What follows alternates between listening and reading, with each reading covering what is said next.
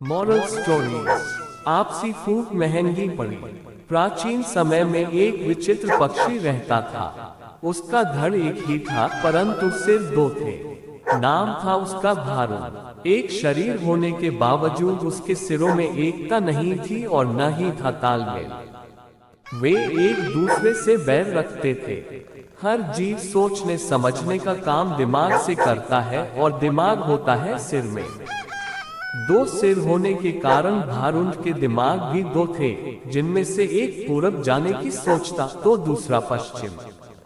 फल ये होता था कि टांगे एक कदम पूरब की ओर चलती तो अगला कदम पश्चिम की ओर, और भारुंड स्वयं को वहीं खड़ा पाता था।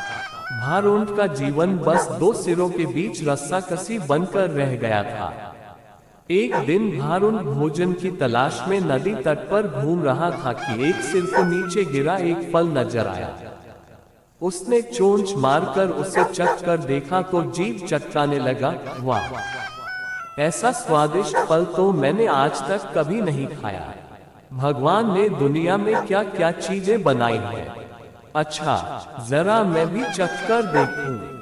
कहकर दूसरे ने अपनी चोंच उस फल की ओर बढ़ाई ही थी कि पहले सिर ने झटक कर दूसरे सिर को दूर फेंका और बोला, अपनी गंदी चोंच इस फल से दूर ही रख। ये फल मैंने पाया है और इसे मैं ही खाऊंगा। अरे, हम दोनों एक ही शरीर के भाग हैं। खाने पीने की चीजें तो हमें बांट कर ही खानी चाहिए। दूसरे सिर ने दलील दी। पहला सिर कहने लगा, ठीक, हम एक शरीर के भाग हैं। पेट हमारे एक ही हैं। मैं इस फल को खाऊंगा तो वह पेट में ही तो जाएगा और पेट तेरा भी है। दूसरा सिर बोला, खाने का मतलब केवल पेट भरना ही नहीं होता भाई। जीभ का स्वाद भी तो कोई चीज है। तबीयत को संतुष्टि तो जीभ से ही मिलती है। खाने का असली मजा तो मुंह में ही है। पहला सिर तुनक कर चिढ़ाने वाले स्वर में बोला, मैंने तेरी जीभ और खाने के मजे का ठेका थोड़े ही ले रखा है। फल खाने के बाद पेट से डकार आएगी, वह डकार तेरे मुंह से भी निकलेगी। उसी से गुजारा चला लेना। अब ज्यादा बकवास न कर और मुझे शांति से फल खाने दे। ऐसा कहकर पहला सिर चटकारे ले लेकर फल खाने लगा।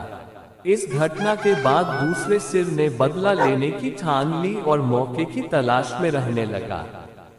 कुछ दिन बाद फिर भारुंड भोजन की तलाश में घूम रहा था कि दूसरे सिर की नजर एक फल पर पड़ी।